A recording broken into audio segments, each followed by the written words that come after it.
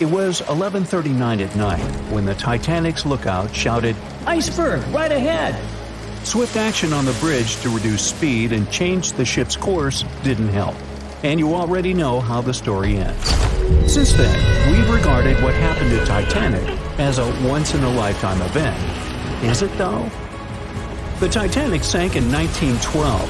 Forget about fancy GPSs or weather satellites. At the time, ships were responsible for warning each other about the location of icebergs, like a "hey man, trust me on this" situation. Then the Titanic disaster happened. To call it a disaster is an understatement, so specialists felt the need to form an organization to avoid this kind of accident happening again. That's why, a year later, they created the International Ice Patrol, or IIP for short. Up to this day, this group has been responsible for giving ships advanced warnings about ice threats.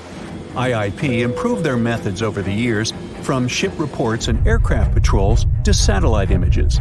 Recently, they've also been using oceanographic buoys, floating devices providing real-time information about ocean conditions up to 164 feet below the surface to predict the potential drift of icebergs. Luckily, IIP is doing an excellent job in reducing ship iceberg collisions. But don't get too comfortable, because even the most advanced detection equipment can't entirely avoid an unfortunate situation.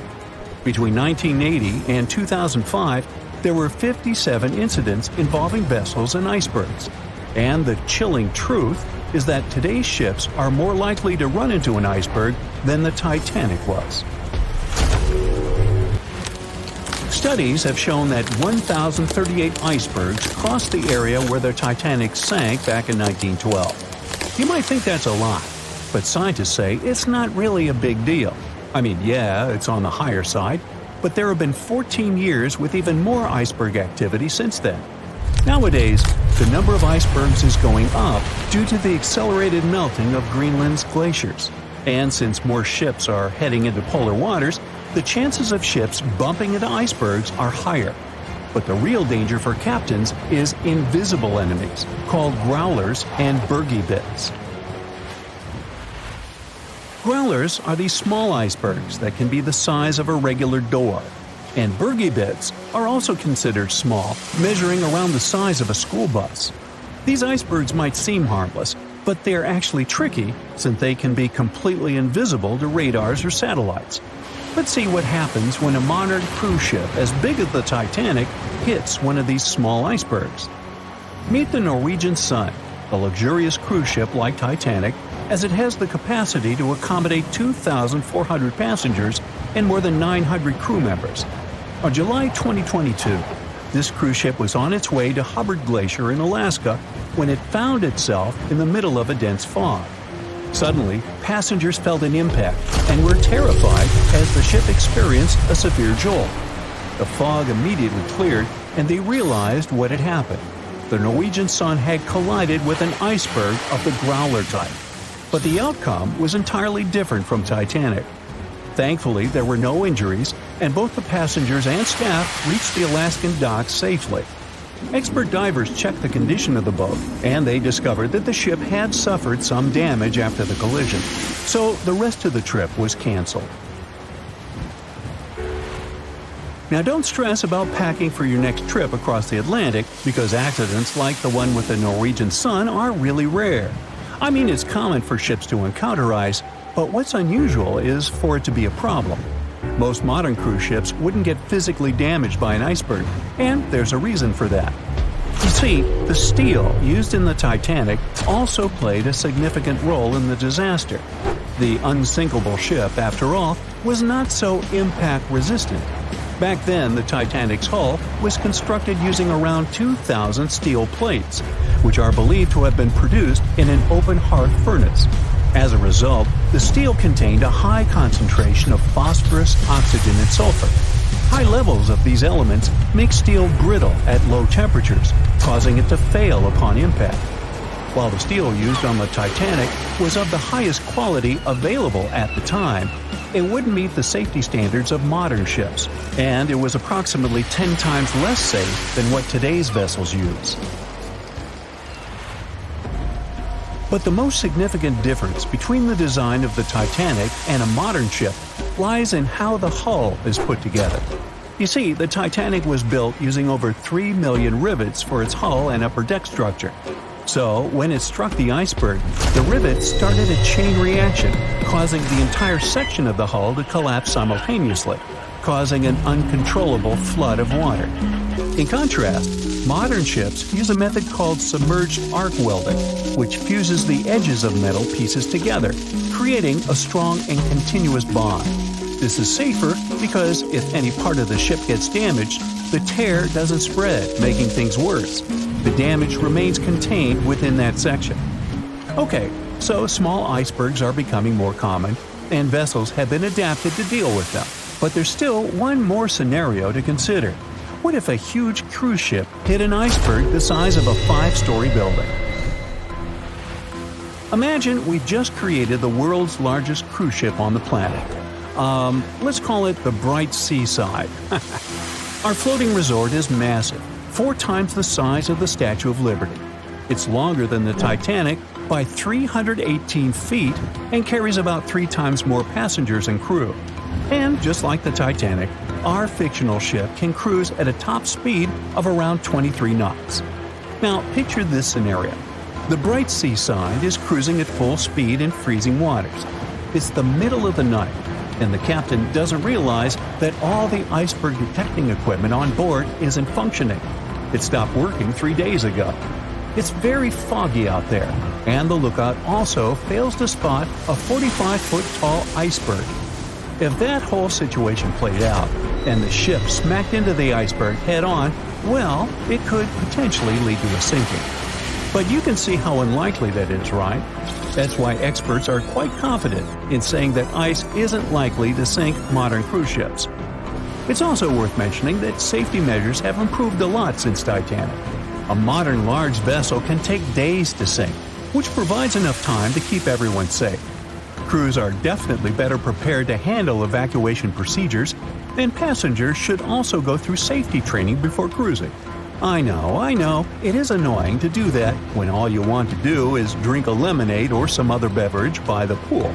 But, all these safety tips are what saved the MS Explorer from becoming a modern Titanic.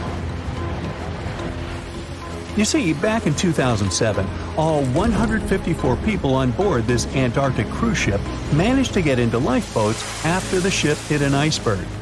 Now imagine their panic as they waited for help for 4 hours. The crew did an excellent job in keeping everybody safe, no doubt.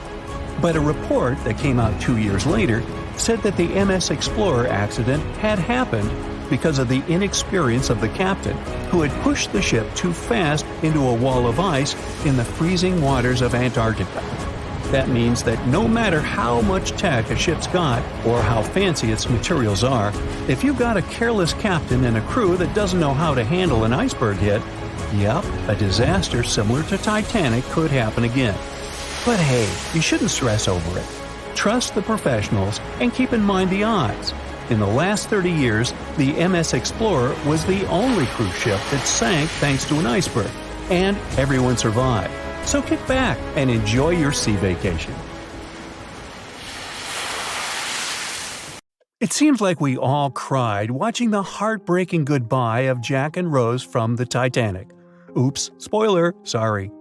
But the real-life stories from the sinking of the famous ship were no less touching. Joseph LaRoche was born in 1886 in Haiti to a wealthy family.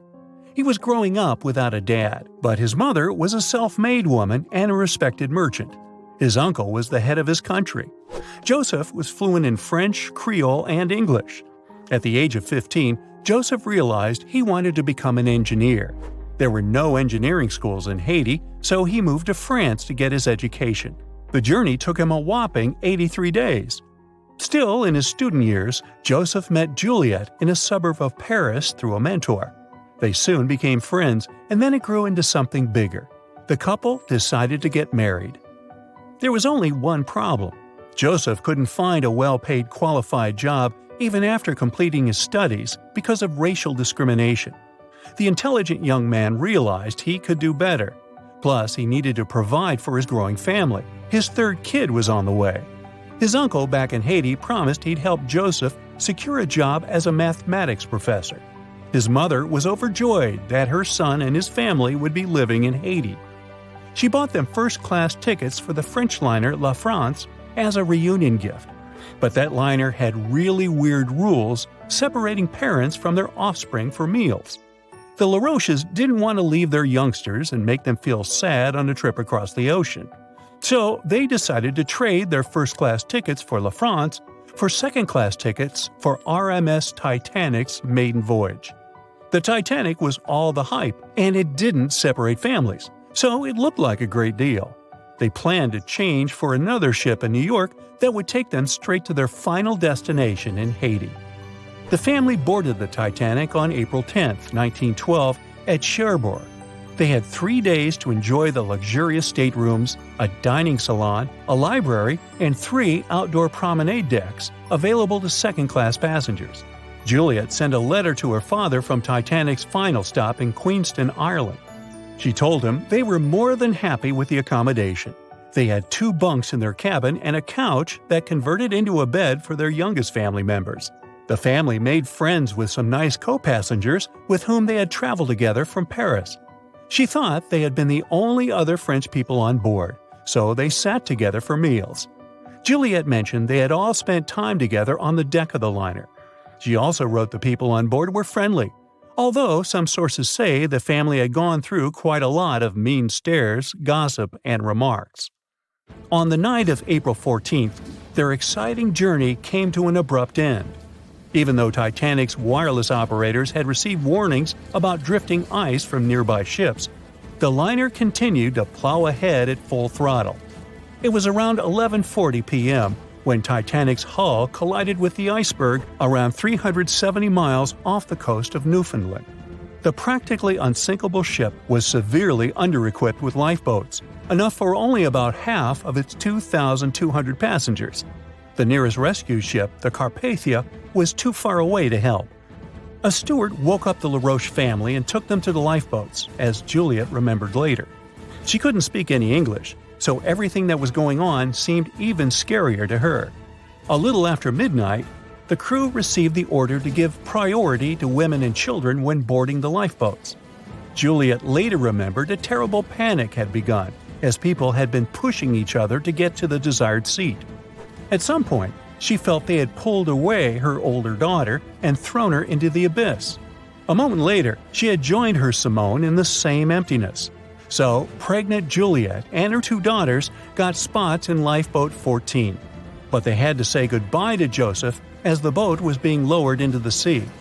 He wrapped his coat around Juliet, saying she'd need it, and promised to get in another lifeboat and see her and the little ones again in New York. The 25-year-old Joseph LaRoche didn't manage to stay true to his word. In a couple of hours, Titanic sank underwater, taking the lives of almost 1,500 people. Joseph was one of them. Juliet and the girls were among the 700 survivors who had been rescued by the Cunard liner Carpathia several hours later. Once they reached New York, they were looking through the crowds of people, hoping to see Joseph again. When it became obvious they wouldn't find him, it was time for them to decide what to do and where to go. Without any knowledge of English or money that had gone down with the ship, Juliet managed to survive in America only for 3 weeks, and then had no other choice but to go back to France. Joseph's uncle was no longer able to help them, as others had taken his life 4 months after the Titanic tragedy. In December 1912, Juliet gave birth to a son who she named Joseph after his father. For the rest of her life, she couldn't get over the loss of her beloved husband. That's why she didn't like to speak about what had happened on Titanic and told her children not to mention it. In 1995, a member of the Titanic Historical Society interviewed Louise, who was the last remaining LaRoche child and the last French survivor of the sinking. And that's when the world first heard about this heartbreaking story. It inspired some plays and articles, but it never got the same attention as the story of other passengers. You probably remember the elderly couple going down together in their bed on the Titanic. It was inspired by Isidore and Ida Strauss. They were both born in Germany and emigrated to the United States as kids. They met in New York and got married 5 years later. Isidore started a china and porcelain business with his brother that grew into the glassware department at Macy's and turned them into multimillionaires. Isidore and Ida were well known in New York, not only for their wealth and charity, but also for their love and devotion to each other. In 1912, the couple decided to run away from the New York winters and headed for Europe. By that time, they'd already been married for 40 years. In early April, it was time for them to sail back home to New York. They normally traveled on huge German liners, but at that time, they couldn't resist the hype of everyone talking about that new luxury liner, the RMS Titanic. That's how they ended up in one of the first-class private suites at the top of the ship. The Strauss couple spent their evenings dining in front of a live orchestra in a hall filled with fancy furniture and expensive wooden paneling. On the night of April 14th, they felt a slight tremor and then left their private suite and waited for instructions from the crew. They told the passengers not to lose their passes, as they'd need them when everyone got back on board. But the ship was going under. The Strauss couple were standing next to Lifeboat 8. Mr. Strauss, who was 67 at the time, was offered a seat with his wife because of his age. He refused it, saying he was not too old to sacrifice himself for a woman. He wanted to wait and make sure no women and kids were left behind. Ellen Bird, Ida's maid, hesitated before getting on the lifeboat, but Ida told her to go. She took the easy decision not to leave her husband on the sinking ship. Ida took off her beautiful mink coat and handed it to her shivering maid, saying she wouldn't be needing it anymore. Isidore didn't manage to convince her to save herself, so they stayed together till the end. Some of the surviving first-class passengers later remembered they had seen the couple standing peacefully on the deck, holding hands, just waiting. April 1912 marked one of the most terrible tragedies in the history of the world.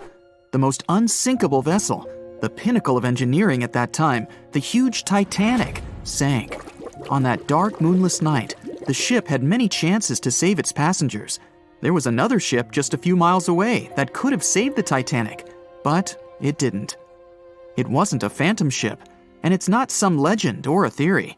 This is a documented reality. There are records and witnesses' statements confirming this, but why didn't this ship help? Let's find out what happened that night by looking at these events from 3 different points of view.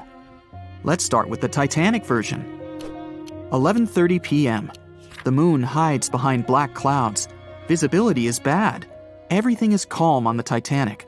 Under the captain's guidance, the communications operator stays in touch with the mainland through the radio.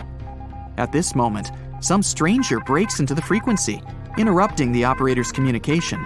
It's unclear what this strange man wants and what he's talking about. The operator doesn't try to figure it out. He shouts at the guy, demanding him to disconnect. The connection is interrupted. At 11:40 p.m., the Titanic crashes into an iceberg. The ice breaks the hull. Water begins to flood the lower decks. Nobody is panicking yet. 20 minutes later, at midnight, the ship's crew sends a distress signal through the radio frequency. Few people understand how bad the situation really is. After 20 minutes, at 12:20 a.m., they start lowering lifeboats with passengers. At 12:25 a.m., they receive a response to the distress signal. This is RMS Carpathia. Their captain reports they're already sailing at maximum speed towards the Titanic. But the problem is that the crash site is 58 miles away. This means Carpathia will only be here in 4 hours. At 12:45 a.m., the sinking ship's crew release rockets into the air.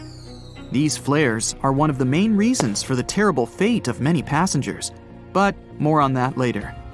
90 minutes later, the Titanic's deck breaks and the ship dives underwater. At 4:10 a.m., the Carpathia finally arrives at the shipwreck location. The crew members make heroic efforts to save all the people. They take 705 survivors on board. At this moment, another ship appears. It's SS Californian. The Carpathia sails towards the New York coast with all the people. The Californian floats in search of passengers and finds nothing but wreckage. The ship was only a few miles away while the Titanic sank into the icy water.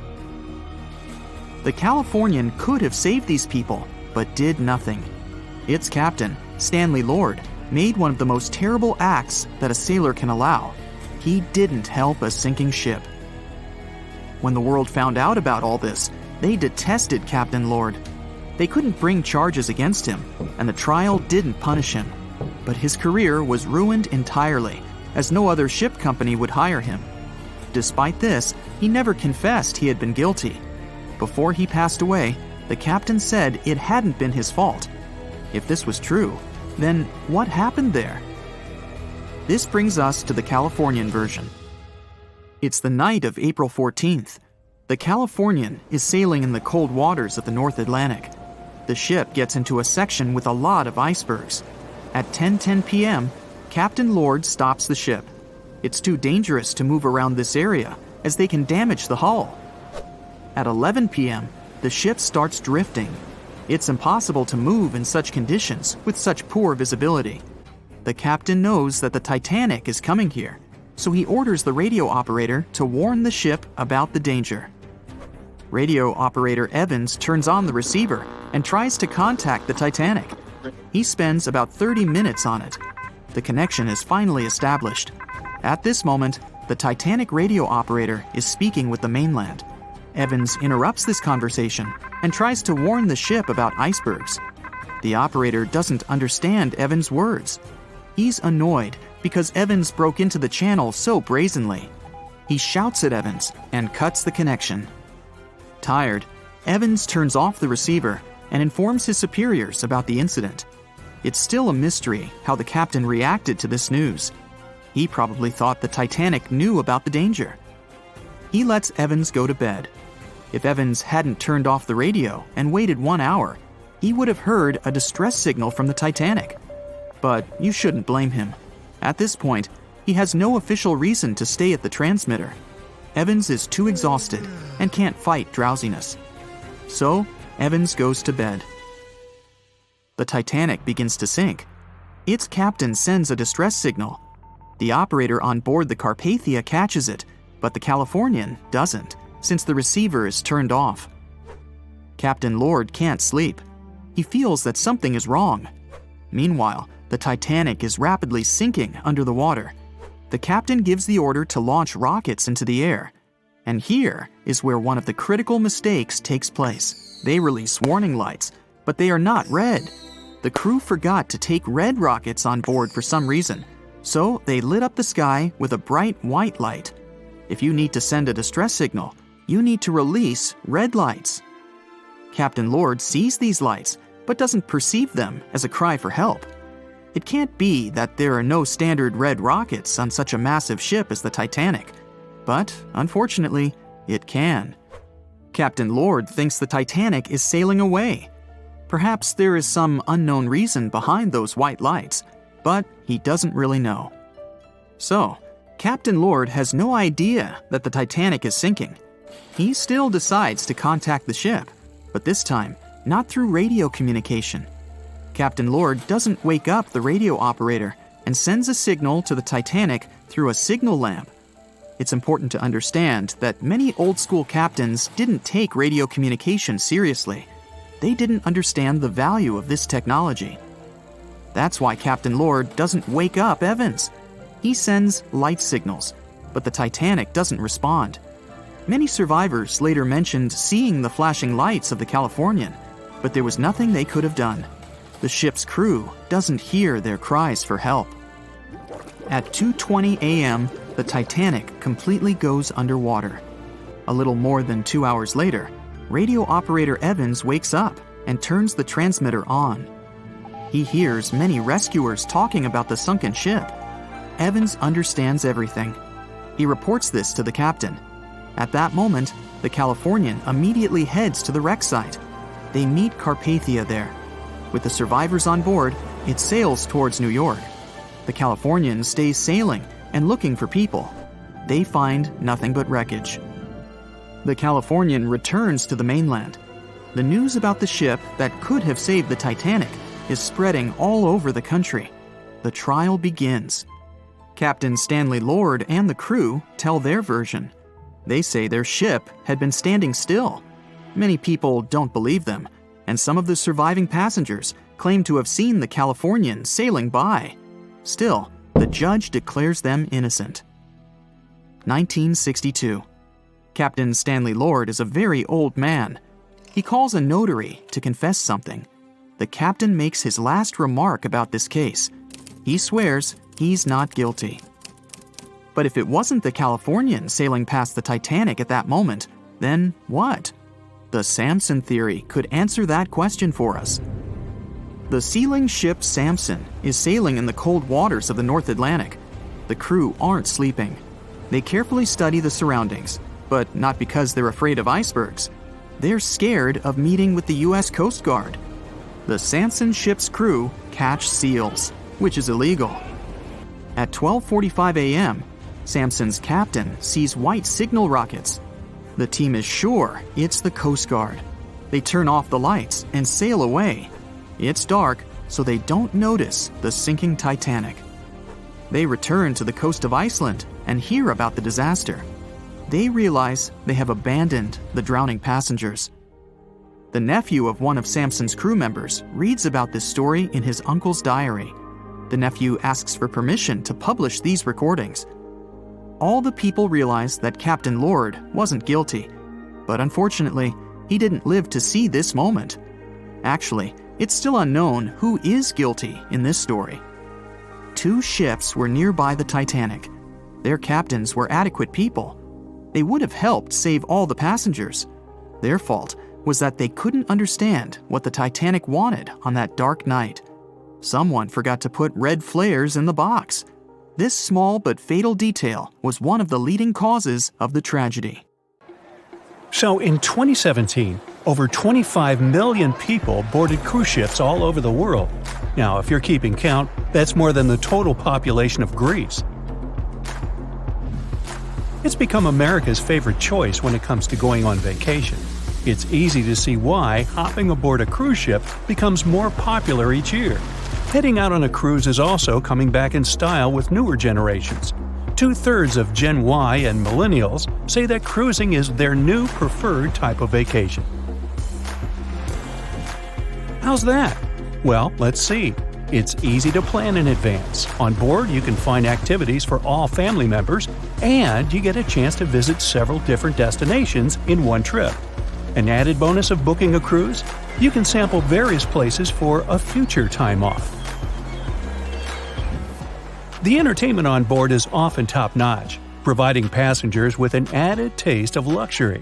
And the amenities and accommodations are generally very reliable.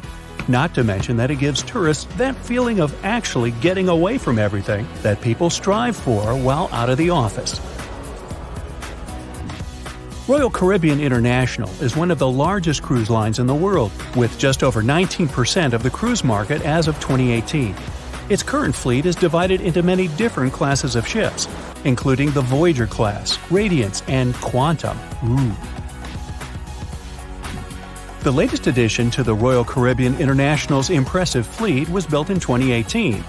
Wonder of the Seas is now the largest cruise ship in the world. Since this spectacular liner has just had her maiden voyage in March 2022, let's look at some of the incredible perks it has to offer its passengers. For starters, the boat is so big that it had to be split into neighborhoods.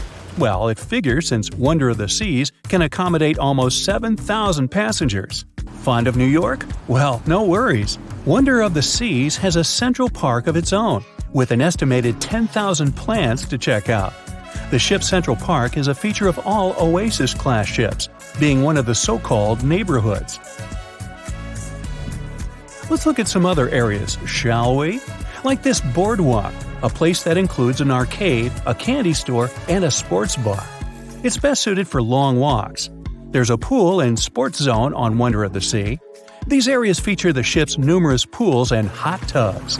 There are many activities to check out on the sports court.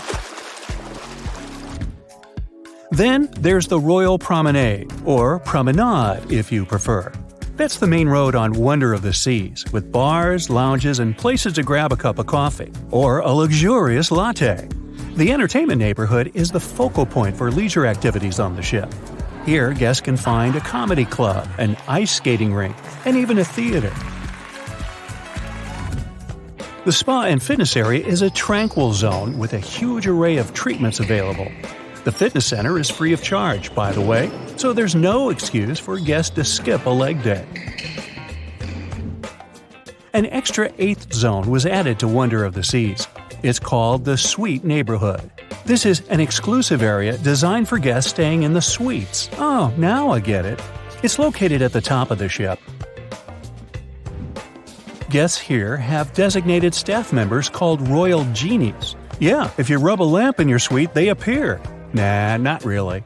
The genies are similar to butlers. They can cater to just a few cabins.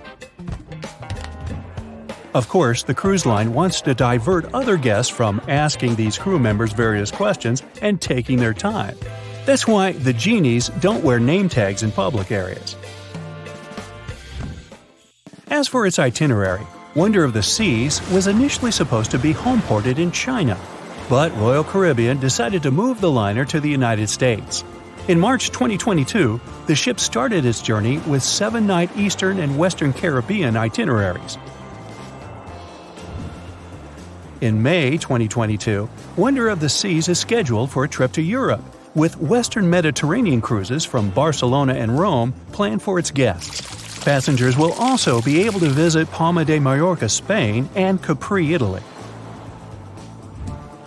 When the summer season is over, Wonder of the Seas is scheduled to return to Florida to offer year-round sailing starting November 2022. And by the way, there is no truth to the rumor that a special cruise only for highly allergic and hay fever sufferers will be called the Wonder of the Sneeze. Nope, not at all. Now, it's hard to imagine a ship so massive that can accommodate so many amenities on board. For example, the Titanic was the largest ship of its time, measuring 882 feet in length. And Wonder of the Seas is not only 1,188 feet long, it's also 36% taller and 34% wider. Speaking of lifeboats, which I am about to, Titanic had a mere 20 lifeboats on board, which was tragically not enough to fit all the passengers after the ship hit the iceberg. But Wonder of the Seas has an even smaller number of lifeboats, 18 to be precise. Sounds weird and dangerous? Well, not really, given that each of these lifeboats can accommodate up to 370 people. It means that all the passengers and crew members, an estimated 8,000 people if fully booked, are going to be safe in case of an emergency. If we could somehow have a race between the two ships, well, Titanic was in fact the faster ship out of the two, beating Wonder of the Seas by 1 knot per hour. Cruise ship passengers today are more interested in the experience rather than the speed of the boat itself. That's why how fast a ship can travel is not an extremely important aspect nowadays. In terms of costs, Titanic cost around $7.5 million at the time of its construction. It's the equivalent of about $200 million today. How about Wonder of the Seas? Well, it cost a staggering $1.35 billion to build, making it 6 times more expensive than the Titanic. How about we compare ticket prices? Well, in this case, the least expensive ticket on Titanic was £7. It's about $1,000 today. The cheapest ticket on Wonder of the Seas is currently $423, but prices may vary depending on the location, season, itinerary, and how much you tip your Royal Genie. And I know you were going to ask, how about icebergs? Well, Titanic steamed in the frigid North Atlantic, where you had to be on the lookout for those. Wonder of the Seas will be cruising the balmy Caribbean, where the worst thing you can hit on is 17 and blackjack. Oops, busted. Anyway, set side by side with its other sisters from the Royal Caribbean fleet, Wonder of the Seas is equally as impressive. The company's earliest ships could host about 2,500 people. This included passengers and the staff. Such ships were Splendor of the Seas, Legend of the Seas, and the smallest of them all, Thumbelina of the Seas. No, wait, that should be Empress of the Seas. Oops, my bad. The largest ships in the company's fleet can now house about 9,000 people altogether. That's almost 3 times the size and capacity of the earlier liners. Wonder of the Seas is one of them, as well as Harmony of the Seas and Symphony of the Seas. Are you seeing a pattern here?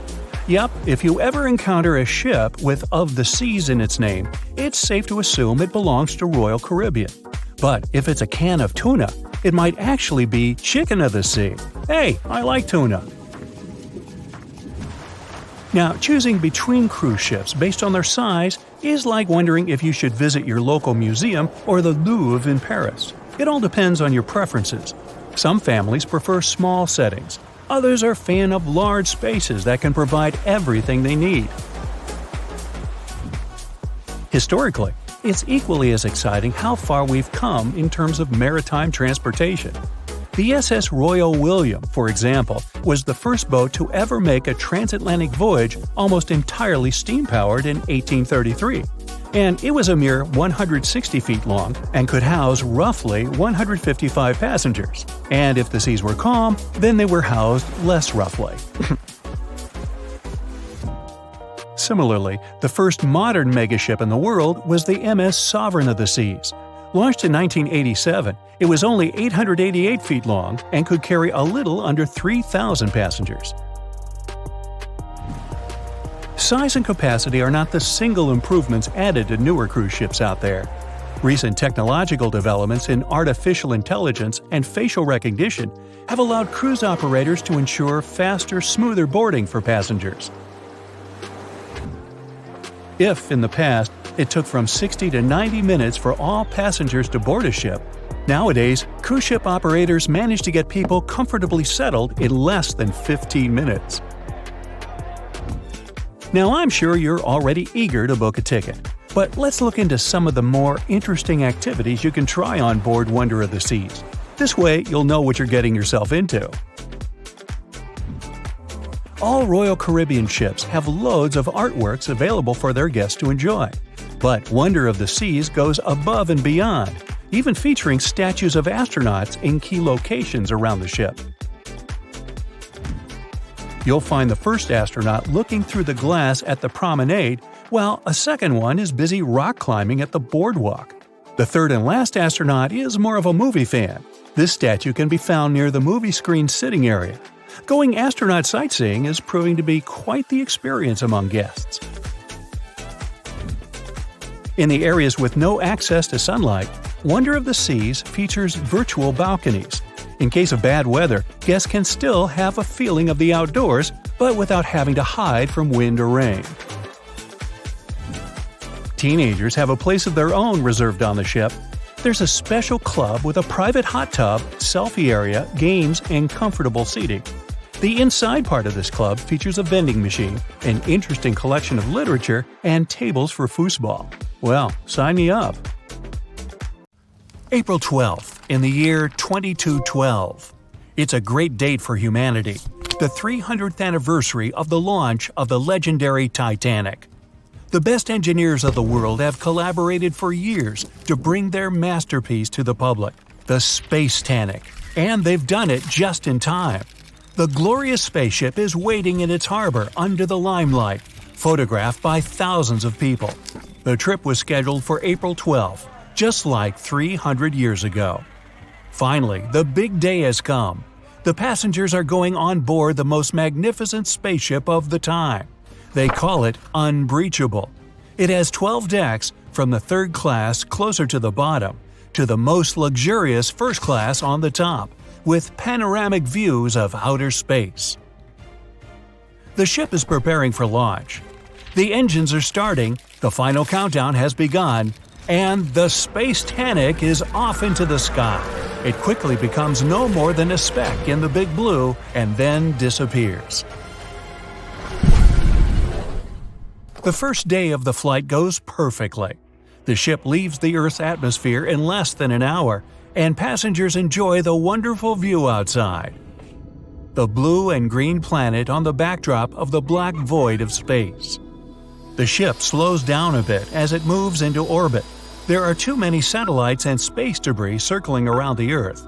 The Space Titanic has to go carefully and maneuver around the chunks of metal floating in zero-G. One of them heads straight towards the ship, but it turns on the side burners and moves out of the way just in time. The scrap floats by safely. Finally, the ship is out of the danger zone and into the big black.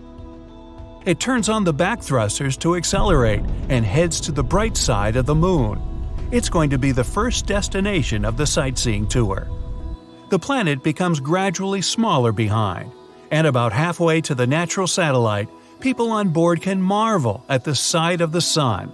The huge ball of burning plasma is bigger and brighter than ever in the cosmic darkness. Suddenly, the ship's captain makes an announcement. All passengers are invited to the promenade decks to watch as the solar panels are being unfolded. People go outside to goggle at the sight. The silver and black panels slowly emerge from their containment slots, and the Space Titanic finally takes its real form. As the sun's energy begins to flow into the ship, the thrust engines turn to minimum. The spaceship is now in energy collecting mode. For the trip to Mars to take just a few days, it needs to make a transit jump. In another 5 hours, another announcement rings across the board. The ship is approaching the moon, and the passengers are invited to look at the satellite from up close. The Space Titanic passes by at several thousand miles, and the moon looks huge. All the craters on the satellite, even the smallest ones, are clearly visible. The view is outstanding. The moon is left behind, and lights on the ship go dim. There's no natural change of day and night in space, so the crew monitors the time and imitates the shift. The next day promises nothing of interest, as there's going to be a long traverse between the moon and Mars. The passengers are wandering off to their cabins to sleep. The next 2 days go uneventful. On the decks, there are numerous types of entertainment for guests. From gyms and swimming pools to game rooms and dancing halls. People wander around the promenade decks, enjoying the serene views of space. Nothing bodes trouble. On the 4th day, the captain finally announces that the Space Titanic is preparing for the transit jump in 30 minutes. When the time comes, the passengers only feel a slight tug as the huge vessel leaps through space-time, entering the vicinity of Mars. Many passengers go outside to look at the red planet, which is already visible in the dark abyss. The tour is entering its final stage, but the landing is only planned for late night. At 11 p.m., when most passengers were already in their beds, the Space Titanic begins the final maneuvers. It has to make a little roundabout trip over Mars because the port is on the other side of the planet. The flight is nearing its end, only a couple of hours left before landing. The ship is in the orbit on the far side of Mars. Everything's quiet. Too quiet. All of a sudden, an enormous boom thrashes the whole Space Titanic, throwing sleeping people out of their beds. Blinking emergency lights turn on. Everyone's confused, but no announcement comes from the captain. And only those who have been on the starboard side promenade deck notice the horrible detail. The right front wing has been torn off and is zooming past them towards the stern. Pressing their faces to the glass, straining to look at the hull, they see a huge gash near the nose of the ship. The Space Titanic shudders again, and chunks of metal fly out of the gaping hole. The ship rapidly loses pressurization. Meanwhile, the broken-off wing hit the stern and left another gash in it. Mechanisms in the engine compartment start to fall apart and are dragged into space. The ship groans and comes to a halt, suspended thousands of miles above Mars. At last, the captain announces through the intercom that the Space Titanic has unexpectedly collided with a rogue asteroid. All passengers are asked to proceed to their respective decks for evacuation. Within an hour, all rescue capsules are occupied and ready to be deployed. but about a third of the passengers are still on board the ship. It turns out many of the capsules were blown away at the collision. History seems to repeat itself. The captain still orders to deploy the capsules, and they whoosh out of containment tanks, leaving hundreds of people behind. Some left without their family members, not knowing what fate awaits them. The capsules float in space for a few seconds and then turn on their thrust engines, heading to the Martian surface. Another order from the captain: everyone is to go down to their cabins and put on pressurized suits stored under their beds. As the passengers rush to comply, the Space Titanic sends distress signals to Mars and everyone in the vicinity. 100,000 miles away, a large trade ship, Leona, picks up the signal and hurries to help. The creaks and groans on board the Space Titanic become more and more frantic. People are sitting silently in their cabins. It's quiet on board, except for the sounds of the slowly disintegrating ship. And then, suddenly, a loud snap resonates throughout the Space Titanic, and the vessel cracks in two. A gigantic fracture goes from top to bottom, almost perfectly halfway across the decks. Pressurized glass covering the promenade decks shatter into millions of pieces, slowly flying away from the ship. With the decks depressurized, people and things are blown away into outer space. Thankfully, all of the passengers and crew are wearing their suits as ordered, but they only have about an hour before they run out of oxygen. People help each other by floating together and hauling stranded ones to their groups. They can barely control their floating, but somehow they still manage to bring some order to the chaos. Huddled together in orbit above the ominously red planet, they watch as the mighty Space Titanic turns into a heaping pile of space debris. 45 minutes have passed. The oxygen is running low, and people try to breathe as slowly and carefully as they can. There's still no help in sight, and they're preparing for the worst. But then, one of them starts waving and pointing somewhere. It's a bright spot, hardly different from the stars in far space, but it's getting closer by the second. And within 5 minutes, the relieved people see a spaceship speeding towards them. The Leonas arrive just in time to save the day.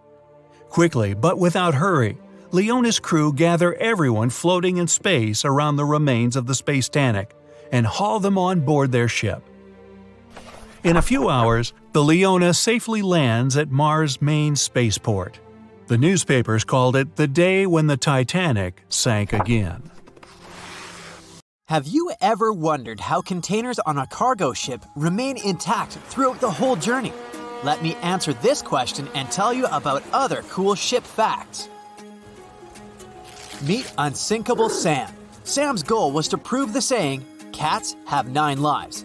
This animal survived 3 ships sinking. He was originally named Oscar, but got nicknamed Unsinkable Sam. You probably get why. The first time the ship he was traveling on sank, Oscar was found by the crew of another ship when he was floating on board. He remained on that ship for a couple of months, but then the vessel also sank in 1941. The cat was then saved by another ship. The crew there had heard the story of the animal and called him Unsinkable Sam. His marine journey ended when the crew sent him back to the UK. The story checks out, but some people question whether it's true. Sailors had to spend months on their ships, so it was natural that they told strange stories or believed in superstitions. One thing is clear though, sailors loved cats and welcomed them on their ships. Besides being cute floofs, cats were very effective in terms of hunting rodents. You can take it as you wish, a hoax or a true story. I'm leaving Sam in the 40s and returning to the present day. How come ships have internet in the middle of nowhere? Since there are no towers or cables around, satellite connection steps in. Satellite services provide direct internet connection via hardware installed on the ship. This hardware is a must. It's not as cheap as our home Wi-Fi. The installation charges for the entire ship's internet are around $600. And the price of the hardware depends on such things as the size of the ship and how much internet it's going to use. This is not the only option. Wireless devices are also popular. Yet they can access the internet only when they're close to ports or other places where networks are available. The Titanic was a giant luxurious hotel for some of its passengers. You may have heard that it had lots of amenities you could use, even its own newspaper. Yep, it was called the Atlantic Daily Bulletin. It was published on the ship. The paper had news articles, advertisements, and the latest stock prices. It also mentions daily menus, horse racing results, and society gossip. Where ships get fuel is also a good question. There aren't fuel stations floating in the ocean. Bunkering is the answer. Ships use different kinds of oil for different purposes. Bunkering is loading fuel onto a ship. This process takes place at ports. The storage and provision of the ship fuels can be made by tankers. Currently, Singapore is the largest bunkering port in the world. Imagine you're on a cruise ship and you need to use the toilet. What happens after you flush? The sewage goes to a place called an onboard treatment plant. There, the waste is filtered. Then it moves to another chamber. This chamber cleans the waste and sterilizes it. Lastly, the waste is dumped into the ocean when it's clean enough. Those substances that don't go through the filter are kept on the ship. A ship gets rid of them when it arrives at a port. Speaking of toilets, I must mention that wastewater is color-coded on cruise ships. Every person on a cruise uses 40 to 50 gallons of water each day. That's why there might be too much wastewater. So, over the years, some solutions have been found to reduce this amount. Water is coded as black and gray. Black water goes from toilets, and gray water comes from the laundry, showers, kitchens, etc. Basically, it's thought that gray water waste is cleaner than black water. Why are ships so slow? It's related to power. Water has a drag force, and it affects ships. Imagine yourself swimming in the ocean. It takes effort to swim forward because of the water resistance. A smaller ship wouldn't need that much power to push itself forward. But huge cruise ships need a lot of power because they're heavier. If you, let's say, put a 7,000-ton ship in the water, it will displace 7,000 tons of water. When such a ship goes forward, it pushes some of the displaced water ahead of itself. This results in a bow wave, which carries some kinetic energy away. We talked about cruise ships and cargo ships mainly. What about solo travelers? Laura Decker became the youngest person to circumnavigate the world on her own. She set out in 2012, and 518 days later, she completed her voyage. She had a 40-foot-long ketch named Guppy. She was 14 when she started the journey. You can think of loading containers on a cargo ship as playing Tetris, but you can't start over when the game is over. That would cost you thousands of dollars. Anyway, the logic is the same. The first layer should be strong enough to support the rest. The bottom containers, or first tier, if you want to sound more like a pro, are secured with twist locks. This is an automatic locking mechanism to keep the upper level containers locked. These locks are attached when a unit is being lifted from the pier onto a cargo ship. They're similar to Lego pins. All containers have these lock systems, and you basically mount them on top of each other. Plus, many cargo ships have vertical slots made of long metal rails. They're like cells that hold containers and prevent them from moving and falling into the deep water. How do they unlock the mechanism? There's a special rod to do it. In the past, cargo ships were allowed to only stack 5 to 6 containers on top of one another. With the appearance of the lock mechanism, it's possible to make 10 to 12 layers. Still, hundreds of containers get lost each year because of harsh weather conditions, or simply because of the negligence of people who load them. According to some data, more than 3,100 containers were lost in 2020 to 2021. The number was only 779 in the previous year. This means an almost 400% increase. Apparently, there are hidden passageways and secret doors on cruise ships.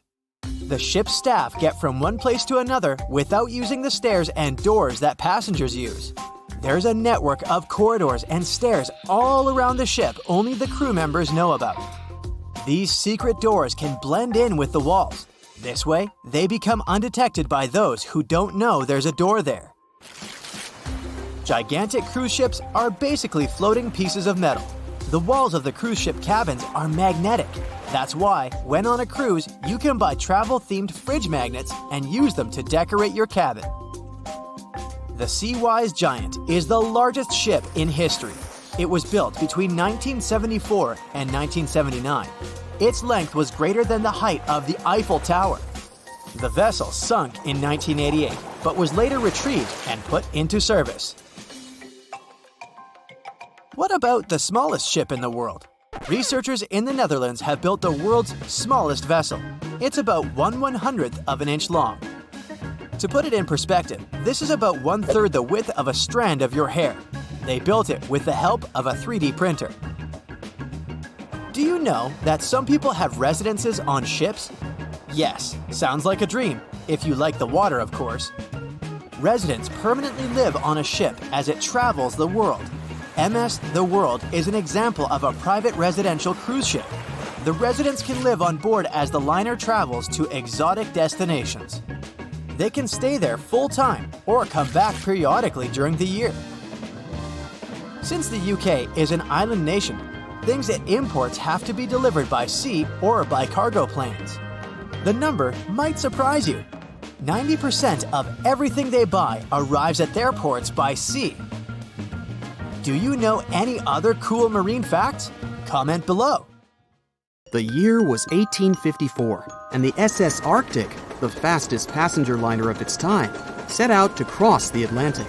As it sailed through the misty veil, it slowly disappeared into the unknown.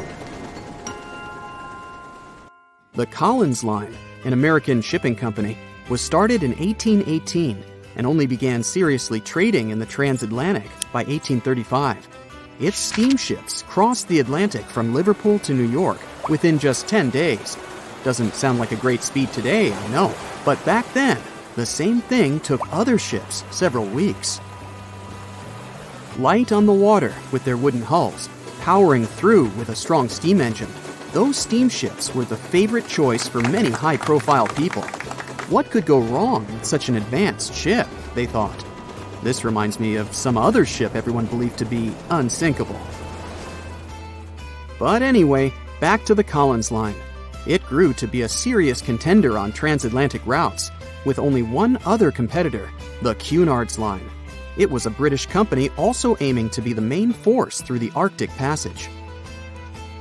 In 1835, the company received a new ship that traveled to Liverpool and came back to New York with the largest cargo ever at that time.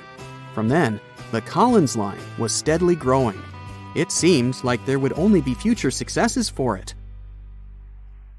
Unfortunately, their lavish ships became costly to run with the amount of coal used. Massive power along with weak wooden hulls meant they needed many repairs after each voyage.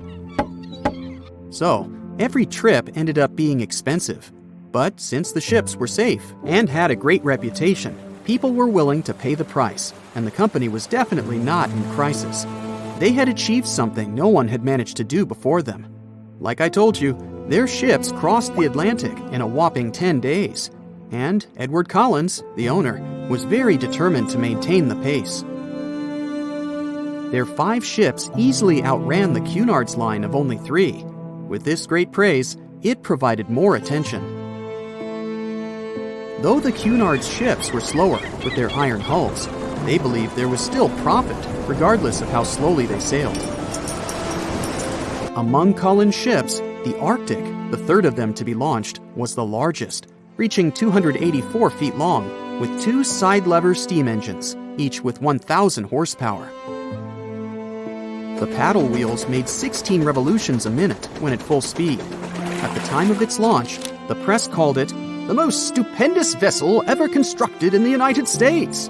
But glamour and fame couldn't avoid what would come next. On the 27th of September, the Arctic was on its journey from Liverpool to New York, continuing a speed pace through the thick fog. It's possible that by that moment, after 4 years of record-breaking trips, the crew became overconfident with their sailing and the ship. Going only 50 miles from Newfoundland, they carelessly continued through the fog with no radio contact, sonar, or any other form of identifying objects, equipped only with Morse code. A smaller ship, the SS Vesta, which operated as a fishing vessel, often worked around Newfoundland. It was passing through the same path as the Arctic and crashed into its side. Shocked by the collision, the captain of the Arctic offered help to the much smaller Vesta, but it was soon clear that the damage that seemed minor on the Arctic was far worse. Beneath the waterline, a hole was letting water into the hull. The cost of the much faster wooden hull now seemed less valuable. They steered toward land, trying to plug the holes, but they weren't doing so well, and the seawater continued to pour in, filling up higher and pushing the ship down. And finally, once the engine room was full, it put out the boilers, taking away the massive power the Arctic was once legendary for. They moved slowly until coming to a complete stop. The ship continued to sink, and the order was to abandon it. At the time, maritime law allowed for the Arctic to carry only 6 lifeboats, only capable of saving 180 people. The crew and some of the passengers managed to push their way aboard and took most of the seats on those boats. Things were pretty wild, and everyone forgot about their manners, not letting the ladies and the youngest ones board first. It took 4 hours for the Arctic to sink. 150 crew and 250 passengers were on board. Those that weren't able to find a lifeboat made a desperate attempt to build their own rafts from parts of the ship. 2 days later, only 3 boats made it safely to the shore. The other 3 were never found. Believe it or not, the rescue party also saved some people that had been clinging to the wreckage for 2 days. Unlike the crew, the captain went down with the Arctic, but amazingly survived. He would be only one of 85 people that made it, out of the 400 on board. When the news arrived 2 weeks later, the public responded with great sadness to the losses. Great anger soon followed towards the poor safety measures in the crew. The press published demands to change the laws for more lifeboats. It only made sense to have enough for every person on board a ship. But they ignored those requests. This neglect would lead to more disasters in the future. Enough lifeboats would only come into maritime law some 60 years later, after the disaster of the Titanic. Edward Collins' wife and 2 children were also aboard the ship and didn't return. He was heartbroken, but didn't stop running his business. The Collins line still had a reputation to uphold, the biggest, fastest, and most luxurious on the Atlantic. Edward Collins would now build an even better ship than any other. It was named the Adriatic, and it was the largest ship in the world, 354 feet long. With 2 alternating steam engines that had never been built of this size.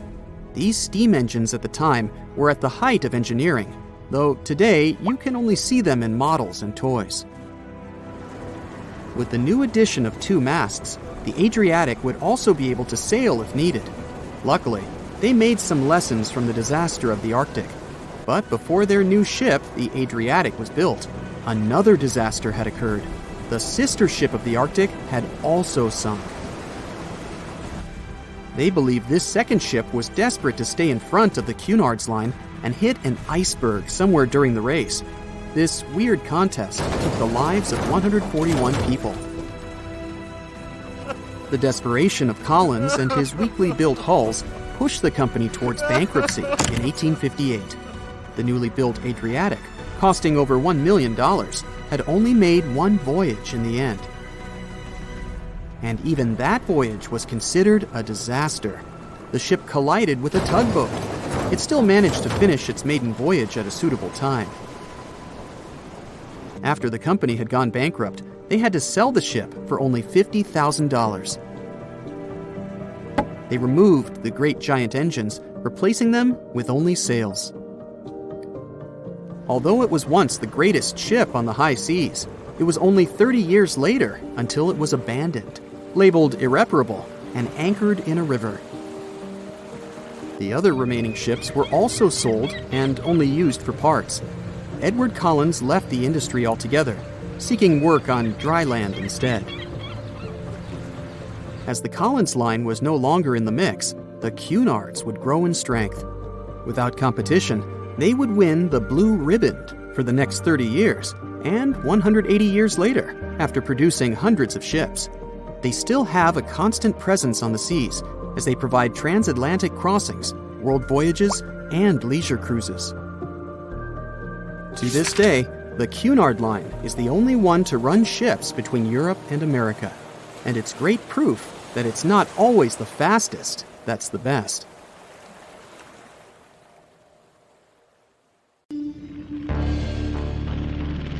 In 1945, 5 TBF Avenger aircraft took flight for a routine training exercise around the Bermuda Triangle.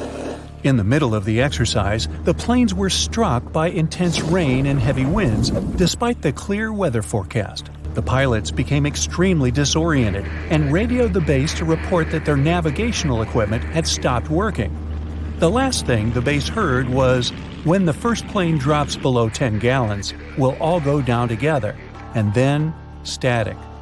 The 5 planes and their 14 crew members were never seen or heard from again. On his very first voyage to the New World in 1492, Christopher Columbus sailed through the Bermuda Triangle.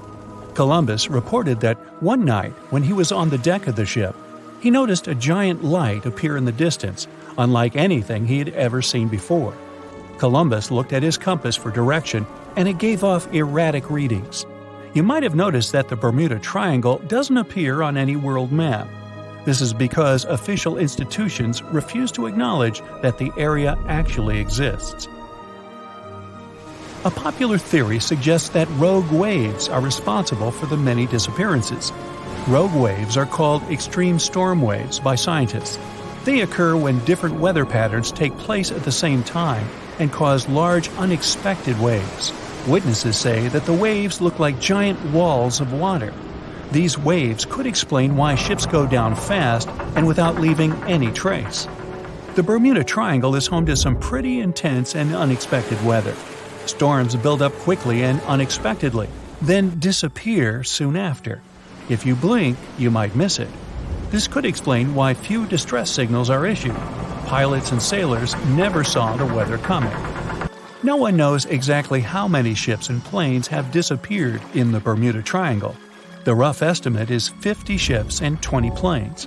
Most of the time, the disappearances had no explanation and no wreckage has ever been left behind. Another bizarre theory trying to solve the Bermuda Triangle mystery comes from Charlie Berlitz. He insists that the area is home to the lost city of Atlantis. The missing ships and planes and malfunctioning equipment, according to him, were all caused by rays of energy let out by the special energy crystals that power Atlantis. While this sounds silly, Berlitz's theory was convincing enough that over 20 million people bought his book worldwide. In the year 1800, a large sailing vessel called the USS Pickering departed from the U.S. on its way to the West Indies.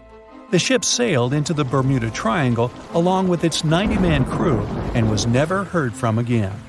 The USS Pickering was the first ever confirmed ship to vanish in the Bermuda Triangle. It's believed that the ship was taken out by a storm, but because no wreckage was ever found, we'll never know for sure. When the TBF Avenger planes went missing, a massive search operation was conducted.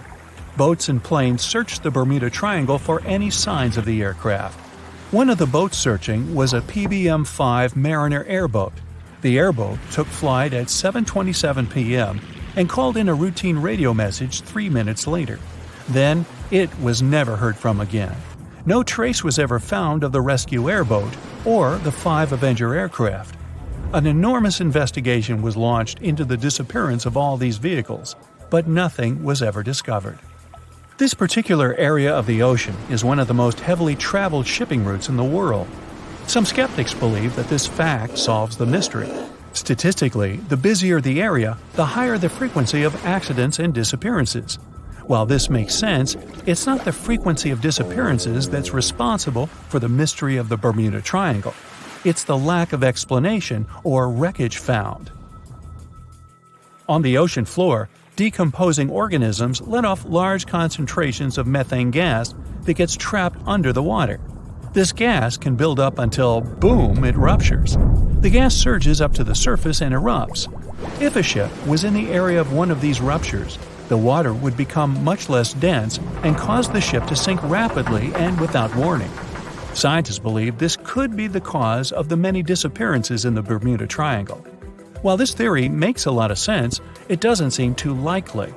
The U.S. Geological Survey has stated that no large releases of gas are believed to have occurred in this area for the past 15,000 years. The ocean floor is made of rocks containing a lot of magnetite. It's more like iron. Magnetic fields react to high concentrations of magnetite on the ocean floor, which may start a sort of conflict between the two. It can often lead to various weather anomalies and, as a result, navigation issues. And, naturally, any changes in the ocean floor or the Earth's magnetic fields influence the Bermuda Triangle a lot. Since the magnetic field is constantly moving, it might be also taking the Bermuda Triangle with it. Now that people know where the triangle is, it's easy to avoid it. It supposedly moves eastward together with the magnetic poles, but scientists still can't answer where exactly it will be in a couple of years. Some people blame all the disasters on the extraterrestrial paranormal activity. Others suppose it's all about raging natural phenomena. There's another triangle in Lake Michigan. Just like the one near Bermuda, the Michigan Triangle got its shady reputation for some disappearances. The first recorded one dates back to 1679. A large vessel, one of the largest of that time, set out on an expedition. Yet, once it got in the sinister triangle, it never came back. Much later, an aircraft disappeared in this triangle. The skies are usually very clear there, but back in 1883, some people witnessed abnormal things in the area. Some claim to have seen large blocks of ice falling from the skies, and the crew even managed to save one as hard proof. Meanwhile, the Pacific Ocean Mystery Area is another sinister triangle. Off the south coast of Japan, not far away from Tokyo, there's a sea where plenty of ships met their doom, disappearing without a trace in these waters. They call it the Devil's Triangle. Some scientists believe the cause of anomalies is the environmental changes. Also, there's a really high concentration of methane hydrates on the bottom of the ocean in the Pacific Triangle area. You're deviating from your original course and sailing in the wrong direction. There's the Caribbean Sea near the triangle, peppered with small islands. The seafloor here isn't deep. The ship can get in shallow waters. And now the ship is stuck on a shoal, and you have no idea where you are.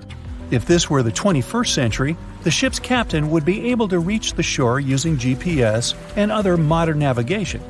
But the most interesting thing is that the compass would work correctly this time, since the magnetic North Pole hasn't already coincided with the true one for a long time in the territory of the Bermuda Triangle. The agonic line is somewhere far away from here. There are no problems with navigation now, but for some reason, this is where ships disappear. In fact, not just here. Throughout the Atlantic Ocean, there are places where many more ships were gone. The Bermuda Triangle is not even in the top 10 of such places. One of the main reasons why many ships are lost here is that one of the most popular shipping routes in the Atlantic passes through the Bermuda Triangle. And the more ships in one place, the more shipwrecks. Simple probability. Then, it just starts getting weird. Other theories say that there's a space-time rift in this region. Ships and planes fall into this rift and end up in the past or the future. But for some reason, there's not a single proof of this myth. There's no reason to think that the rift is hidden somewhere here. The base of an extraterrestrial civilization is located in the Bermuda Triangle. Visitors from other galaxies steal sea vessels along with the crew, so no one finds the wreckage of the ships. This is also a popular myth that has no scientific justification. The Kraken lives somewhere in the triangle. It's a huge squid that sinks ships and also is a legend that sailors tell each other. However, gigantic squids live in the depths of the ocean. They can grow to the size of half a train car, but no cases have ever been recorded where they sunk a large vessel. And in the area of the Bermuda Triangle, they have never ever been seen. People in the past didn't know about the existence of these creatures, so when they saw them for the first time, they described them as huge, terrible monsters. Giant squids are some of the most elusive creatures on Earth, and scientists had to use sonar equipment to find them. They don't like to leave the dark depths and are likely to be afraid of the sound of any ship. So, that should squash the squid as a suspect. Giant container ships are responsible for much of the global trade. Thanks to them, you receive your orders from overseas, sooner or later. But they do have a problem just like any mechanical vessel. They tend to break down. That's where these little bad boys come in. Tugboats are meant to help any stranded vessel that either lost power or sustained any technical or physical damage. Besides being salvage vessels, tugboats also help guide ships when they dock.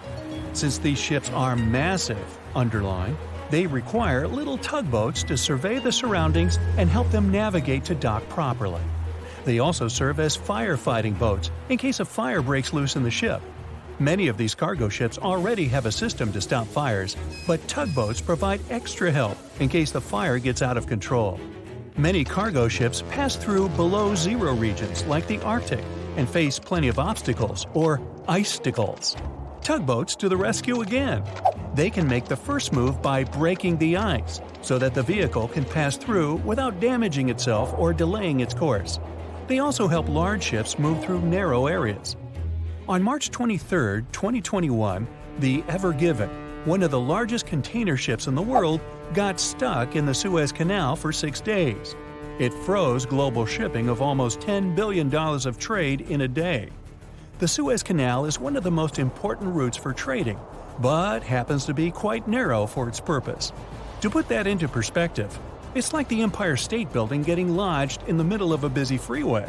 So, if you were wondering why your delivery was late during that month, it's probably because of that incident.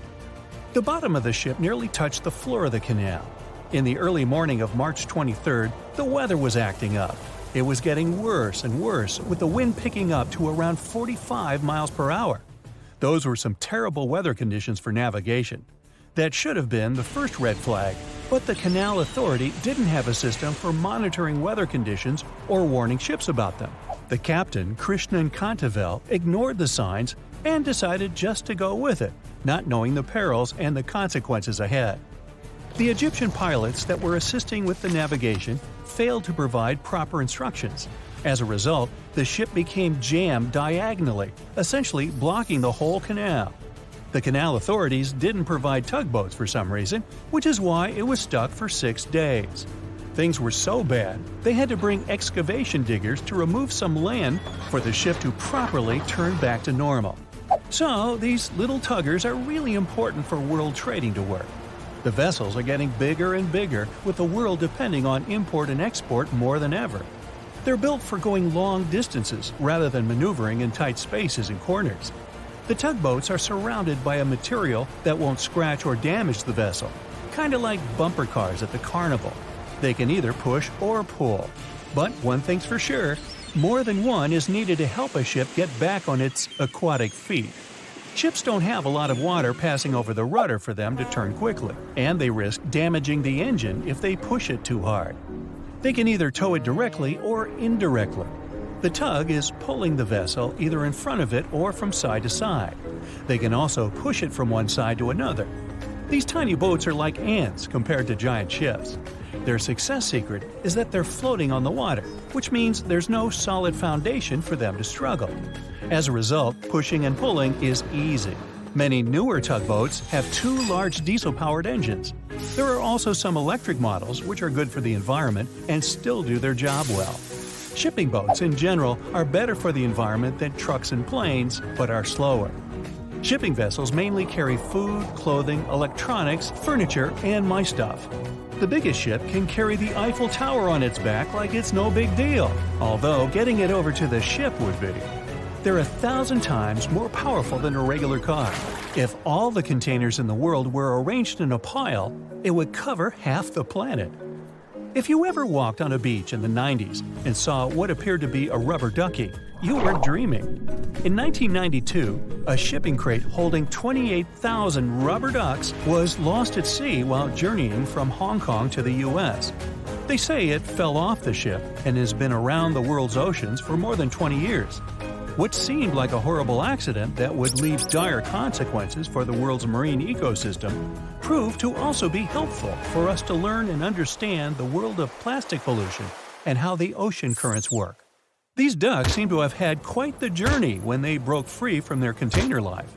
Some reports showed they got washed up on the shores of Alaska, South America, Hawaii, Pacific Northwest, Scotland, Australia, and even froze in the Arctic.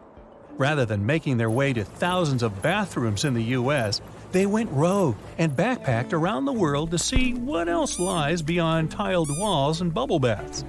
Many were collected and removed from the seas and oceans, while some are still out there.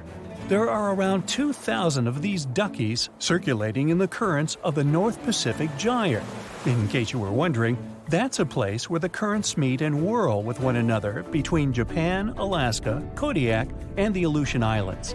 They've even created a website to track these ducks down with a contact form that lets people inform of one or many ducks they find across the world. But who knows? Maybe we'll never recover every single duck that was lost at sea at the time. This is just one incident out of many. Studies show that at least 2,000 to 10,000 shipping containers are lost at sea every year. Many containers that do slip off and fall into the sea don't always sink to the bottom. They're floaters. On the downside, they don't float high enough to become colorful islands that are easy to notice. They float like icebergs, with just the top of the container showing, which means that any passing ship or boat won't see it from above. If they pass through it, then significant damage can happen to the ship. They can't stay floating forever, so they end up sinking after many days of being suspended in the open water. Some people have even seen shipping containers washed up on shore after being stranded at sea. These bad boys have been made to last for a very long time.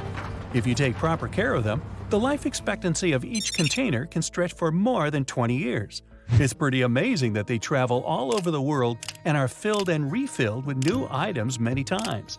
They go through all sorts of weather conditions and have to survive in different climates. Many modern houses are made out of retired shipping containers designed with a nice aesthetic touch. Shipping container houses provide the exact same living conditions, except they look cool. Besides looking cool, they're economically friendly compared to regular houses. You can save plenty of money with the structure pretty much halfway done. All that's needed is just a little foundation and a few adjustments here and there, and boom, you've got yourself a house. You're also doing the world a favor by contributing to the environment. Those homes are recycled containers that have just been refurbished and polished for anyone to live in. They're good enough to live in freezing conditions and scorching weather. The industry is booming, so you can have your new home delivered to you within 10 weeks. You can customize it before they build it for you. It's easy to transport since it's not heavy, it's just bulky. You can predict your cost without the surprise payments that might follow. Many of these containers start their journey in a steel yard and travel all over the world. And in the end, they retire in a nice piece of land and host families that will get to be a part of their history. Wow, I can hardly contain myself. The moon shines brightly.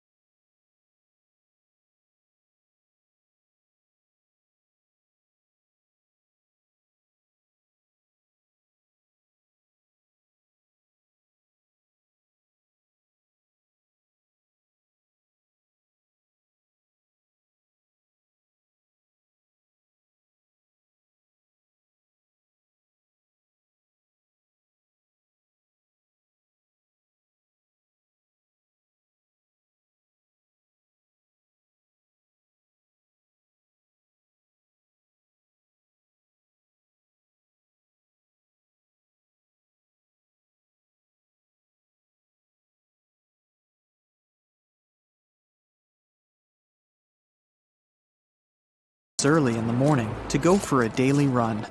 Music in his headphones, fresh cool air, and a scenic route are ideal conditions for a good workout. The jogger runs along the road on the coast of the Celtic Sea. There was a strong storm last night, and now the sea looks calm.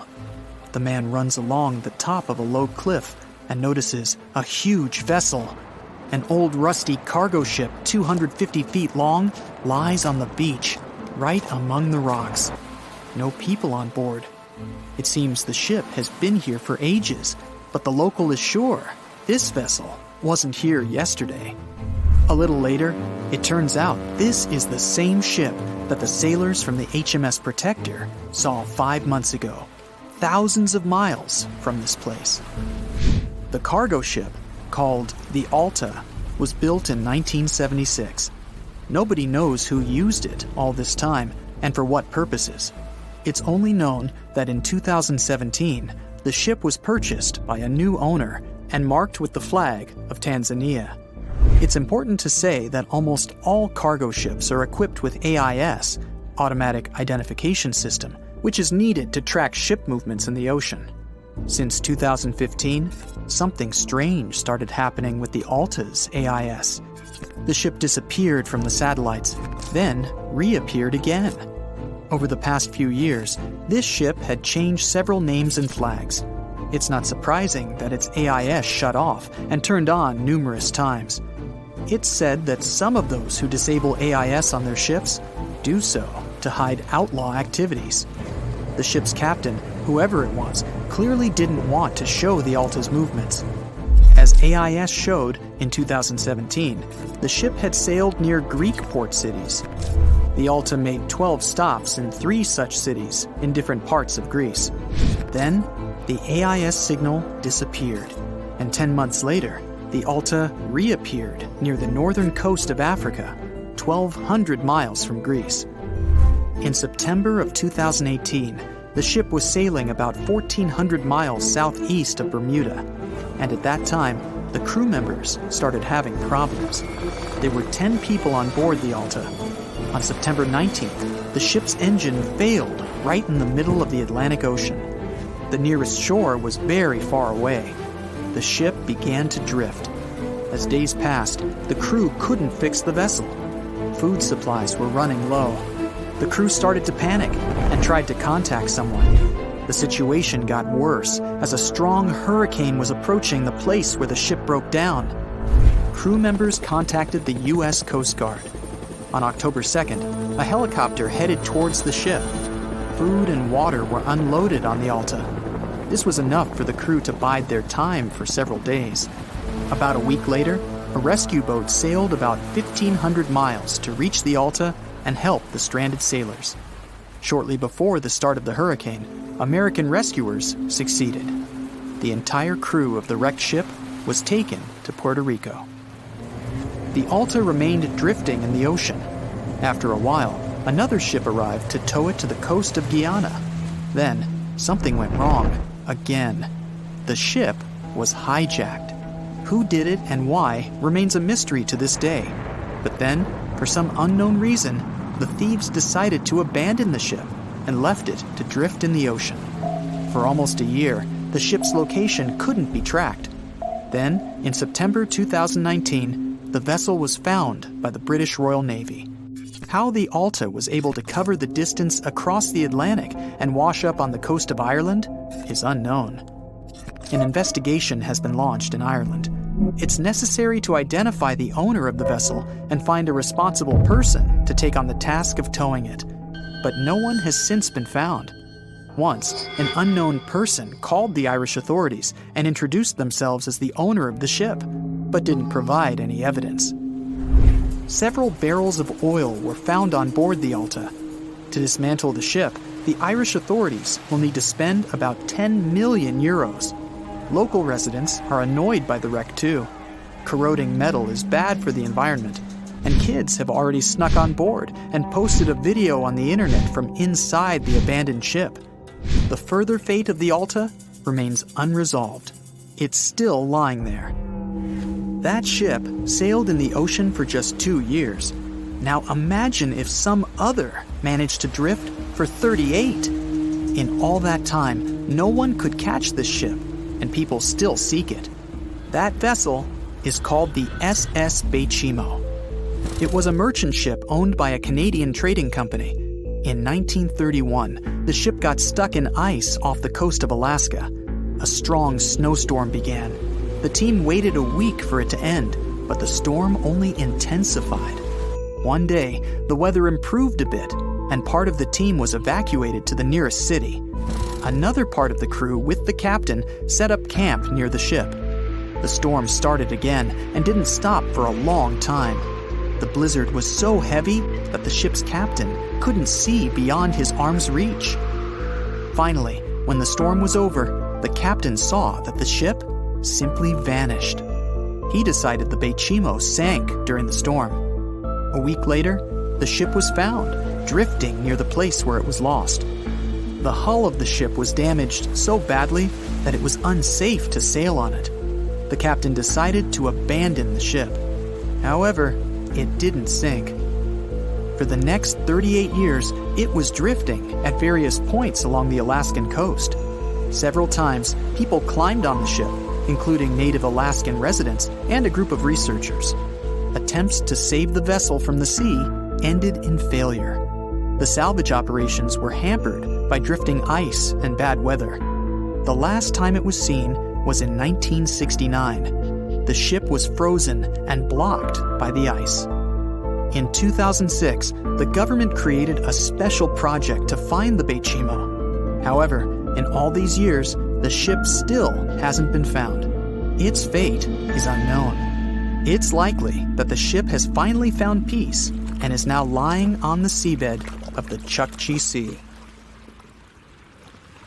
Far out in the open sea on a perfectly calm day, a dot appears on the horizon. It grows in size as it gets closer, and soon you can see it's a ship. But when you look at it through the spyglass, chills go down your spine. The vessel is in perfect condition and its cargo is on board, but it's completely devoid of people, drifting listlessly along the current. That was what the captain of the Ellen Austin saw in 1881, and what brought his crew so many sorrows. In December of the previous year, the Ellen Austin, a big 210-foot-long ship, left the port of Liverpool to make its trip to New York. The ship was carrying a load of people hoping to find a better life in the New World. Captain A.J. Griffin took the vessel due southwest for a shorter voyage, and a few weeks into 1881, they found themselves north of the Sargasso Sea, known for its lack of winds and strong circling currents. Ships that got caught in those could lose control and keep on drifting in circles until they were dragged into the center. From there, they'd be incredibly lucky to get back past the currents, but more often than not, they stayed in the desolate desert of the sea forever. Worse still, the area belonged to the notorious Bermuda Triangle, which was already known to take down ships and make them disappear without a trace. The ship's crew were nervous, afraid of being in such a dangerous area so close to a sea that could bring them to a standstill. And ominously, some of the Sargasso Sea's calm must have escaped it, because the Ellen Austin lost its speed one day and fell adrift without the winds. It was fine, though. They had ample provisions and were still on schedule. Captain Griffin was walking around his ship, giving orders in a voice full of calm authority, and both his crew and passengers trusted him completely. But then, the lookout shouted from above that a ship was in sight. And indeed, when the captain looked in the direction the man was pointing, he saw a small schooner moving slowly into view and towards the Ellen Austin. As it came closer, it became apparent that the way the strange vessel moved wasn't right. The captain frowned and examined it through his spyglass. The schooner was untouched, but eerily silent. There wasn't a single soul on board. Derelict ships weren't that rare in the Atlantic at the time, but neither were pirates. Captain Griffin decided to wait and watch. After 2 days, the schooner was as quiet as always, and Captain finally thought it was fine to move in. He took a small team of sailors and boarded the stranded ship. There was nobody there indeed, but luck seemed to be on Griffin's side. The precious cargo of mahogany wood was still in the holds. The captain returned to the Ellen Austin and ordered his select men to take the smaller ship along to New York. The crew's spirits arose with the prospect of riches awaiting them upon arrival.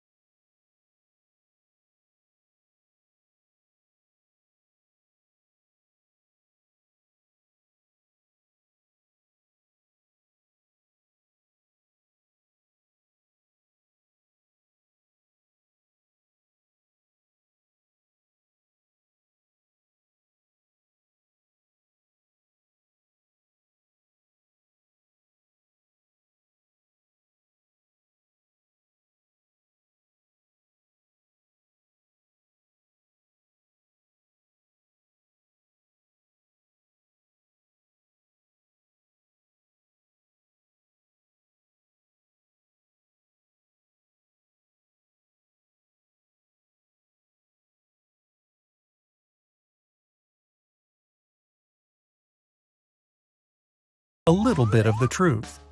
In reality, none of the enigmatic things in the narrative actually happened. The Ellen Austin did indeed leave Liverpool and headed southwest to New York, and its captain was really A.J. Griffin, taking people to the American continent. But from here, the story falls apart. First of all, the ship went way too far to the north to pass the Sargasso Sea so closely. There was simply no reason to make a detour so broad. Even though the westerly winds were strong, it was still faster to take them head-on than to go in a southerly direction. So the Ellen Austin was probably nowhere near the Sargasso Sea and the Bermuda Triangle. Secondly, the triangle itself has been proven time and again to be nothing but a work of fiction. In fact, it gained popularity in the middle of the 20th century, while nobody even thought of drawing a triangle in the Bermuda area before that.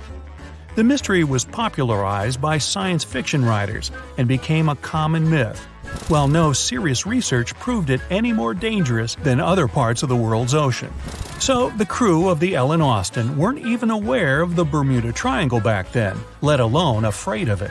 Thirdly, the whole story was told and retold by magazines and mystery-loving personalities with ever-changing details. It first appeared in a newspaper in 1906 and already had the date wrong.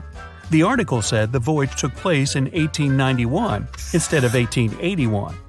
Later, the story resurfaced in 1935 on the radio with the wrong name of the captain. It was Baker, not Griffin. The date was also off, saying the trip was taken in August 1881, when the Ellen Austin was already renamed Meta. The legend grew upon with other strange details, such as the ship's route from London to Newfoundland, which was never the case. But the final debunking came from the archives of Lloyd's of London, the marine insurance market that keeps all logs of trade and emigration ship routes. The documents there say that on February 1881, the Ellen Austin completed its cross-Atlantic voyage to New York without incident. Captain A.J. Griffin off-boarded the ship with all his crew hale and hearty and declared no loss of hands during the trip. The voyage took over 2 months because the ship had to fight strong westerly winds pushing it back towards Britain. The crew reported no strange encounters on the way, and the whole thing was as boring as could be. And even the passengers must have been smiling when they stepped on the American soil at last, unaware of the phony baloney story they were about to be a part of. The voyage started just like any other. The cargo ship SS Cotopaxi is making another journey to Havana, Cuba, to deliver coal. It's November 29, 1925. For Captain Meyer and his crew, leaving Charleston Port, South Carolina, it will be the last trip the ship ever makes. Its route ran through the Bermuda Triangle. 2 days into the trip, the Cotopaxi sent out a distress signal. It had got caught up in a strong tropical storm and turned over on its side. The wind was very strong and there was powerful lightning as well. Rain gradually filled the ship's hold. Then there was a bright white flash, and the ship disappeared without a trace.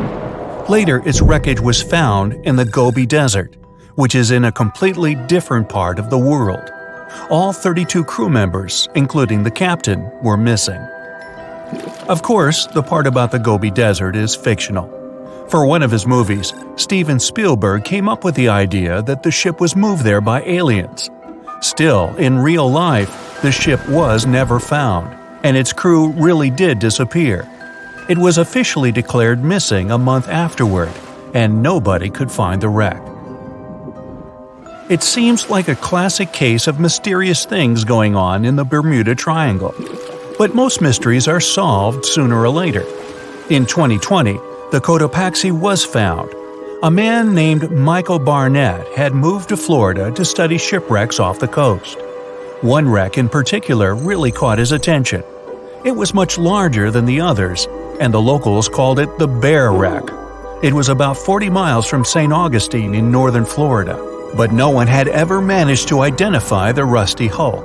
So Michael started to do some detective work. He measured the size of the shipwreck and started working through all the information he could find. He researched hundreds of old newspapers, leafed through insurance records, and looked at artifacts found on the wreck. After hundreds of hours of hard work, Michael was sure it was the Cotopaxi. But a few years before, there had been a rumor that the same ship had been found off the coast of Cuba. The Coast Guard found the wreck of a cargo ship about the same size that looked a lot like the one lost in 1925. Michael was sure they were wrong, so he teamed up with some science journalists and kept investigating. Soon they discovered something that seemed to confirm Michael's belief. Divers found brass valves with the letters SV on them in the wreckage of the ship. Michael suggested these initials referred to Scott Valve Manufacturing Company. The headquarters of this company was in Michigan, not far from where the Cotopaxi had been built. The company had probably supplied parts for the Cotopaxi. So the puzzle seemed to be solved. The Bear Wreck was really the missing cargo ship. But Michael still needed to work out why the ship had sunk. Did something mysterious really happen to the Cotopaxi in the Bermuda Triangle? Later, Michael found the testimony of the ship's carpenter among some old papers. The carpenter claimed that the hatches covering the coal on the ship had been in a terrible condition before it sank. Repair work on the covers wasn't finished before the crew got the order to sail to Cuba. So if the hatch covers were still broken during the trip, water could have easily gotten on board. This water probably flooded the hold during the tropical storm. This was the real reason why the Cotopaxi went down. There was really nothing mysterious about it. It was just a mistake made by ordinary people. But this is just one example out of dozens or even hundreds. where ships and planes have gone missing in the Bermuda Triangle. We still can't explain some of these incidents. It seems like there really is something weird going on there. One of these strange events happened in 1948. A passenger jet was headed for Miami from San Juan, Puerto Rico. It disappeared in the same area as the Cotopaxi. The 32 people on board vanished without a trace. The weather was clear throughout the flight, but experts think that when the plane was about 50 miles from the coast, it could have been hit by a strong wind that knocked it off course. Years later, a similar plane was found in the area of the Bermuda Triangle, but because no one could work out the registration, it was impossible to say for sure if it was the same one. Something even stranger occurred not long before, in 1945. 5 planes went missing all at the same time. Some trainee pilots were practicing their navigation skills, but when they'd finished, it seems they couldn't find their way back home and disappeared. Many people assume they just ran out of fuel. This seems likely, but still, the circumstances were really strange. The trainees were being supervised by an experienced pilot who had 2,500 hours of flight time. He would never have let a group of newbie pilots get that far away from their base. Even now, people still debate what could have happened. Some insist the pilots ran into something supernatural out there in the Bermuda Triangle. But who knows? And here's another freaky thing that happened there which no expert has been able to explain: time travel. In 1970, Bruce Gernon was flying a plane from Andros Island to the Florida coast. When he was at 11,500 feet, a giant cloud appeared in front of him. It kept getting bigger and bigger, and he had no choice but to fly through it. As soon as he did, the plane was surrounded by darkness. It was as if the day had turned to night in a split second. Suddenly, Bruce began to see white flashes of light around him. They were so bright that they lit up the entire sky. But they weren't lightning bolts, although he couldn't really explain what they were. The plane continued through the strange cloud for almost a half an hour. Bruce noticed that the cloud changed shape during this time. The space around the plane turned into a tunnel. Then the tunnel started narrowing. Bruce became really tense as he tried to cope with the plane's controls. All his instruments and navigation equipment were going crazy, and the electronics stopped working. Then, a white light appeared at the end of the tunnel. Just like in the movies, the plane escaped the closing cloud tunnel at the very last second. Everything was fine, but now Bruce found himself in some white fog. He had no idea where he was. Then he managed to contact ground control. He was shocked when he learned that his plane was already in the airspace above Miami. It seemed that something impossible had happened. Bruce was meant to cover a distance of about 250 miles during the flight. This usually took 1.5 hours, but he had managed it in just 47 minutes, almost 2 times faster than normal. When Bruce landed, he went to check the amount of fuel left in the tank. It turned out he'd used up a lot less than the normal amount of fuel as well. Could there be a logical explanation for the time-traveling plane? Well, records show that a large number of sunspots were detected on the surface of the sun that day, and there was a strong solar wind. This could easily have made the electronics and devices on the plane go crazy. But what about the mysterious cloud? The Florida coast is a place where 2 large air currents meet. One has a high pressure and the other is a low pressure one. This causes a lot of storm clouds in the area. But people still debate how Bruce was able to cover the distance so quickly. Some people say that some kind of mysterious dark energy was involved. Others say it was a gravitational anomaly that curves space and time. Others think that Bruce is just a fraud. We still don't know the truth. So, is there really something supernatural about the Bermuda Triangle? Or is it all just coincidences and made-up stories? The truth is that no more planes and ships disappear in the Bermuda Triangle than anywhere else in the world.